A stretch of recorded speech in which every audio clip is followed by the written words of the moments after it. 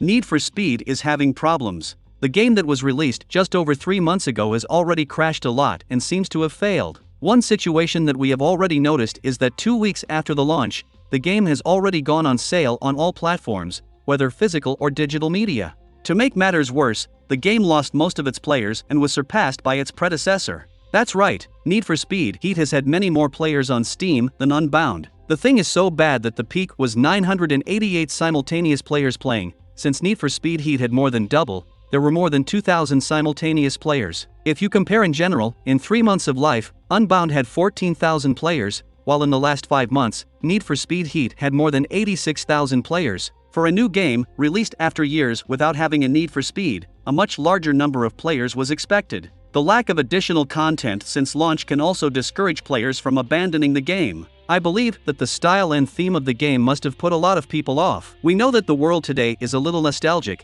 and instead of the game talking to the public that still loves Need for Speed Underground 2, they decided to focus on the young audience of today, and this must have turned a lot of people away. Another factor is that they sell for $70, remembering that on Steam it is almost the same price, which is practically the previous game with animated effects and a few more customizations. Honestly, this is not enough to make someone venture into a new game. Unfortunately, EA is not knowing how to deal with the franchise. We've seen the last games released and then abandoned completely with 2 or 3 updates. You don't need much to get it right, just look at the competition. Forza Horizon has a formula that, despite being a little tired, works a lot. Need for Speed needs to either follow what works for its competitors and innovate its games, or bet on nostalgia, bringing remakes of great franchise games, or even new games, but with the essence of the classics. This would be the formula for success. Unfortunately, you can't expect much from EA, but I expected more from Criterion. Now it's a dream that the people who were with Project Cars bring some spiritual successor to Need for Speed Shift,